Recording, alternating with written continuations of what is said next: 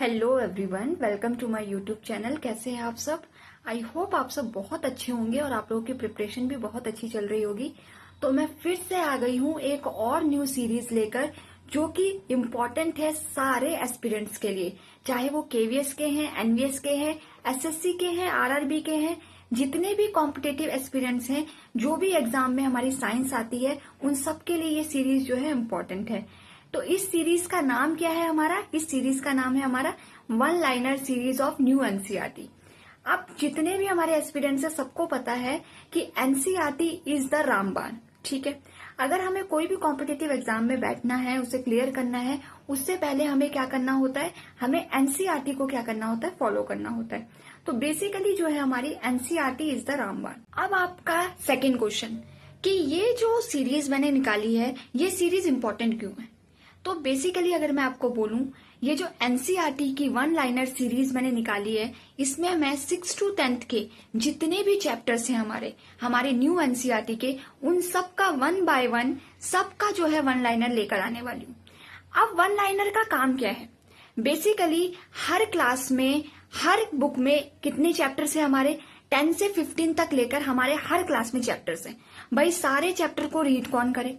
सारे चैप्टर को पढ़े कौन? और फिर लाइन टू लाइन, आपको भी पता है कॉम्पिटेटिव एग्जाम में लाइन टू लाइन हमारी क्या आती है, जो है एग्जाम में पूछे जाते हैं क्वेश्चन।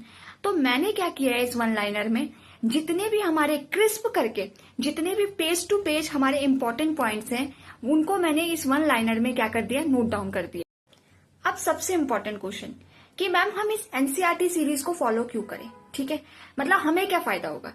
तो देखिए एस्पिरेंट्स, जितने भी हमारे कोई भी कॉम्पिटेटिव एग्जाम के जिसमें साइंस आती है, मैं पहले बता दूं क्योंकि ये साइंस के ही वन लाइनर है।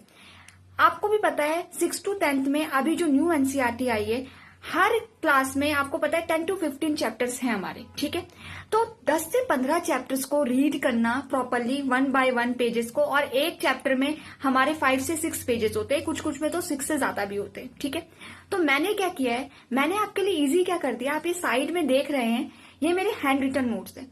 मैंने हर चैप्टर को थॉरली रीड किया है और हर पेज में जो भी इंपॉर्टेंट पॉइंट्स हैं, चाहे वो येलो बॉक्स में, चाहे वो अलग से क्लाउड में बना रखे या कोई एक्स्ट्रा इन्फॉर्मेशन दी हुई है, वो सब मैंने इस बुलेट पॉइंट्स में क्या कर दिए? नोट डाउन कर दिए। इससे आपको क्या फायदा होने वाला है? आपको चैप्टर नहीं पढ़ना पड़ेगा। मैं आपको पहले ही बता दूं, मैंने already CTET paper 1 and paper 2 clear कर लिया है। ये आप स्क्रीन पे देख सकते हैं। एंड ये जो आप स्क्रीन में एक और चीज देख रहे हैं, ये मेरे हैंड रिटन नोट्स हैं। इनका जो है पीडीएफ आप लोगों को अवेलेबल हो जाएगा। ये नंबर में जो स्क्रीन पे दे रही हूं, इस नंबर पे आपको पीडीएफ अवेलेबल हो जाएगा। सेकेंड थिंग, इस सीरीज का आपको क्या फायदा होने वाला है? आपको पूरे चैप्टर्स रीड करने की कोई जरूरत नहीं है। आपको सिर्फ इस चैनल को सब्सक्राइब करना है और आराम से इस सीरीज को देखना है। फिर हम आज की क्लास को स्टार्ट करते हैं। तो मैं जो है स्क्रीन में थोड़ा सा अपने आप को मिनिमाइज कर लेती हूँ, सो दैट कि आपको नोट्स अच्छे से दिख जाए।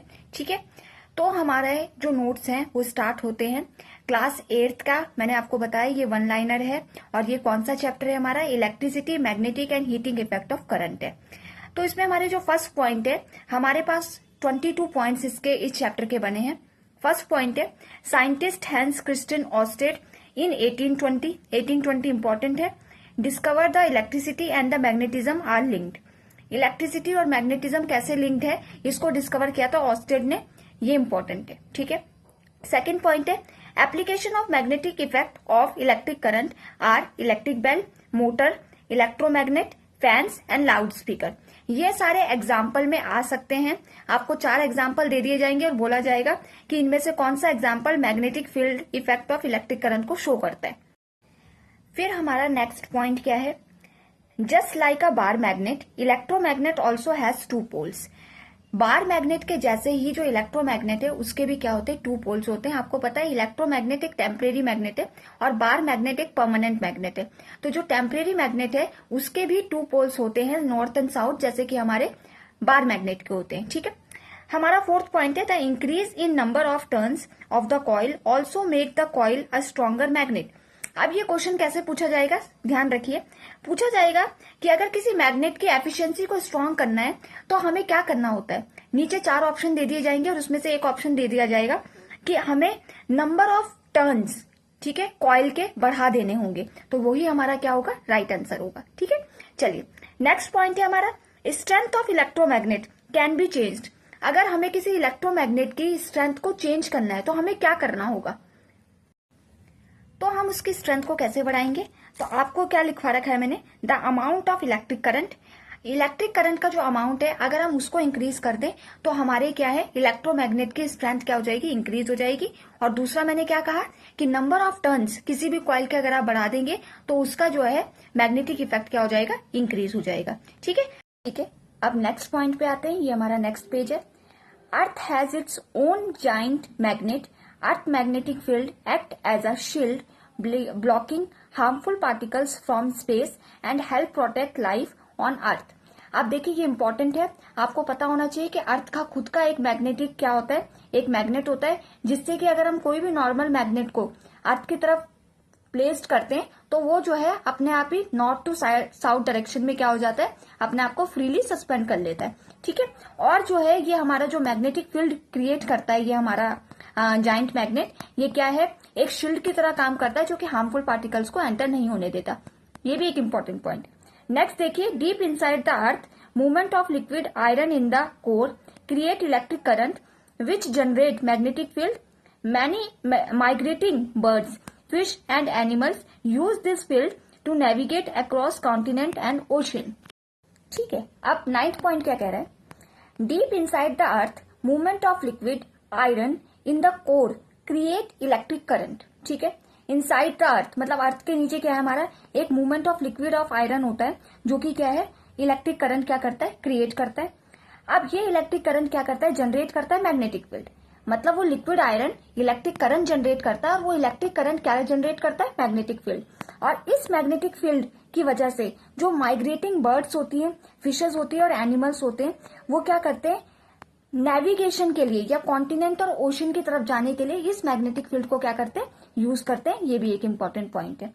नेक्स्ट हमारा 10th पॉइंट है, lifting electromagnet are widely used in the factories and scrap yard and sort heavy metals. मैं आपको बता दूं ये सारे पॉइंट्स इंपॉर्टेंट इसलिए होते हैं क्योंकि ये क्या है, आपको 4 ऑप्शन स्टेटमेंट वाइज दे दिए जाते हैं और पूछा जाता है राइट ऑप्शन क्या है।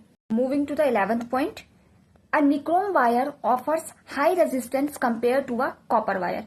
पॉइंट क्वेश्चन कैसे आएगा कि निक्रोम वायर या फिर कॉपर वायर दोनों में से कौन है जो हाई रेजिस्टेंस प्रोवाइड करता है। ठीक है, तो हमारा निक्रोम वायर जो है वो ज्यादा रेजिस्टेंस प्रोवाइड करता है, इसी वजह से ज्यादा हीटिंग इफेक्ट देता है। ठीक है, अच्छा 12th पॉइंट है, the amount of heat generated from the wire depends on. अगर किसी वायर से हीट जनरेट हो रही है तो वो किस चीज पे डिपेंड करेगी। फर्स्ट है magnitude of electric current, electric current कितना ज्यादा दे रहे हो आप उस पे डिपेंड करता है। Material of the wire, wire क्या है, निक्रोम की है या कॉपर की है। Thickness and length of the wire, wire की थिकनेस और लेंथ पे भी डिपेंड करता है। जितनी लंबी वायर होगी दैट मीन्स जितने ज्यादा नंबर ऑफ कॉइल्स होंगे उतना अच्छा क्या है, मैग्नेटिक फील्ड क्रिएट होगा क्योंकि उतना ज्यादा करंट फ्लो होगा। और लास्ट है duration for which the current flow, और कितने लंबे टाइम तक कोई करंट क्या है फ्लो कर रहा है, वही हीटिंग इफेक्ट जनरेट करेगा। 13 पॉइंट देखिए, incandescent lamp glows because its filament is heated by an electric current. तो जो पहले के टाइम पर लैम्प्स होते थे वो ग्लो कैसे करते थे, क्योंकि उनके पास जो हीटिंग एलिमेंट होता था वो एक्चुअल में पहले हीट होता था और हीट होने की वजह से क्या होता था, वो रेडिश कलर से ग्लो करता था। ठीक है, 14 पॉइंट है, application of heating effect of electric current. Application मतलब जो heating effect of electric current पे वर्क करते हैं वो कौन कौन है, वो हमारे पहले इलेक्ट्रिक रूम हीटर, ये एग्जांपल्स में आ सकते हैं 4 ऑप्शन देकर। सेकंड है इलेक्ट्रिक स्टोव, थर्ड है electric kettle, electric iron, water heating immersion rod and hair dryer. ये सारे के सारे जो है heating effect of electric current पे वर्क करते हैं, ये आप लोगों को पता होना चाहिए, एग्जाम्पल बाय हार्ट लर्न होने चाहिए।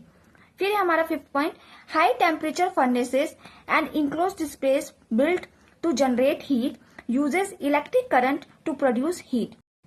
17 point, voltaic cell also known as galvanic cell, ये important है। सेकंड, voltaic cell में 2 metal rods होती है, जो वो metal rods different material से बनी होती है। सेकंड पॉइंट दे रखा है वोल्टेक सेल के ही बारे में कि क्या है, इसके अंदर एक लिक्विड होता है जिसको इलेक्ट्रोलाइट कहते हैं, और ये इलेक्ट्रोलाइट जो है ग्लास या प्लास्टिक के कंटेनर में ही रखा जाता है जब वोल्टेक सेल का सेटअप होता है। तीसरा है जो रॉड्स हैं जिसे हम इलेक्ट्रोड भी कह रहे हैं, ये क्या है, पार्शियली डिप्ड होती है इलेक्ट्रोलाइट के अंदर। और ये जो इलेक्ट्रोलाइट होता है ये बेसिकली किससे बना होता है, या तो ये सॉल्ट सॉल्यूशन का बना होगा या वीक एसिड का बना होगा। ठीक है, चलिए अब सेकंड देखते हैं। और ओवर द टाइम जो है जो chemical get used up and the cell become dead. आपको पता है वोल्टेक सेल जो है बहुत जल्दी जो है डेड हो जाता है। वोल्टेक सेल पहले के सेल्स होते थे, इसमें जो है इलेक्ट्रोलाइट जो है लिक्विड फॉर्म में प्रेजेंट होता है। ठीक है, तो क्या क्या हमारे पेयर्स होने चाहिए अगर दो मेटल के हमें रॉड बनाने हैं वोल्टेक सेल में, या तो जिंक के साथ कॉपर, या जिंक के साथ सिल्वर, या एल्यूमिनियम के साथ कॉपर, या आयरन के साथ कॉपर, मैग्नीशियम के साथ कॉपर, या लेड के साथ कॉपर।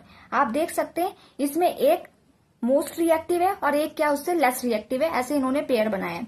अब copper act as a positive electrode and zinc act as a negative electrode. अगर आप जिंक और कॉपर की बात करें तो जिंक हमारा नेगेटिव इलेक्ट्रोड का काम करेगा और कॉपर हमारा पॉजिटिव इलेक्ट्रोड का काम करेगा यहाँ पर। ठीक है, अच्छा आप देखेंगे 21, due to dry electrolyte dry cells is named as dry cell. अब यहाँ पर बात आती है ड्राई सेल्स की। अभी तक हमने वोल्टेक सेल पढ़ा था जिसकी इलेक्ट्रोलाइट क्या होती थी, लिक्विड थी।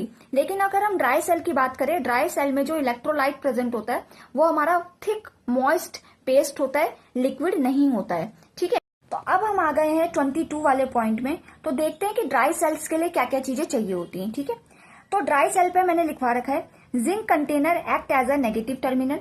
ठीक है, फिर है हमारा carbon rod at the centre. ठीक है, कार्बन रॉड सेंटर में होगी। यहाँ दो रॉड्स नहीं होती मेटल की, एक ही रॉड होती है, जबकि वोल्टेक सेल में दो रॉड्स होती हैं। फिर उसके बाद है carbon rod covered with the metal cap जो कि एक्ट करता है हमारा पॉजिटिव टर्मिनल। आपको पता है ड्राई सेल हमारे जो टीवी के रिमोट में डाले जाते हैं उन्हें ड्राई सेल्स बोला गया है यहाँ पे। तो ड्राई सेल्स का सेटअप जो है ये पूछा गया है। तो जो हमारा मेटल कैप होती है वो हमारा क्या है, नेगेटिव टर्मिनल का काम करती है, और जो पॉजिटिव टर्मिनल का काम करती है। और जो प्लेन कैप होती है जो कि जिंक मेटल से बनी होती है वो हमारा नेगेटिव टर्मिनल का काम करती है। ठीक है, उसके बाद क्या बोला गया, पेस्ट लाइक जो है इलेक्ट्रोलाइट उसके सराउंड होता है। अच्छा, अब हमारा लास्ट पेज आ गया है नोट्स का। ये हमारा dry cell is a single use of cell. Dry cell जो है सिंगल यूज होता है। Once it is used up it has to be disposed of. अगर ये एक बार यूज हो गया तो फिर हमें इसे फेंकना ही होता है, इसको रीयूज नहीं कर सकते हैं। ठीक है, हमारा लास्ट वन लाइनर जो है वो है हमारा rechargeable batteries do not last forever, used many times after recharge but they slowly wear off. Lithium ion battery most common type of rechargeable batteries, combination of lithium and cobalt. ये बहुत important आपका PY मतलब क्या है, MCQ बन सकता है कि अब तो रिचार्जेबल बैटरीज आ गई जो कि हमारे फोन्स वगैरह, लैपटॉप हर जगह होती है, हमारे इन्वर्टर वगैरह में। और बोला गया है कि लिथियम आयन बैटरी आजकल जो है सबसे कॉमन टाइप की बैटरी है, और इसमें भी कॉम्बिनेशन क्या होता है, लिथियम और कोबाल्ट का। तो आई होप कि आपको जो वन लाइनर की सीरीज है, आज की मेरी फर्स्ट क्लास थी वन लाइनर की, आपको समझ में आया होगा। मैंने ये ट्राई किया है कि वन लाइनर आपको एक बारी में एक्सप्लेन भी कर दूं। 23 वन लाइनर जो है हमारे इस चैप्टर के थे, और ऐसे ऐसे करके मैं हर चैप्टर के वन लाइनर आपको प्रोवाइड करूंगी। मैं फिर से बता रही हूँ, मेरे हैंड रिटन नोट्स की पीडीएफ आपको प्रोवाइड हो जाएगी। नंबर मैंने ऑलरेडी स्टार्टिंग में आपको प्रोवाइड कर दिया था। आपको अगर वन लाइनर ये पीडीएफ चाहिए होगी तो आप मुझे क्या करेंगे, मैसेज करेंगे। इसके अलावा अगर आपको सेशन पसंद आ रहा है तो लाइक, सब्सक्राइब एंड शेयर जरूर करेंगे।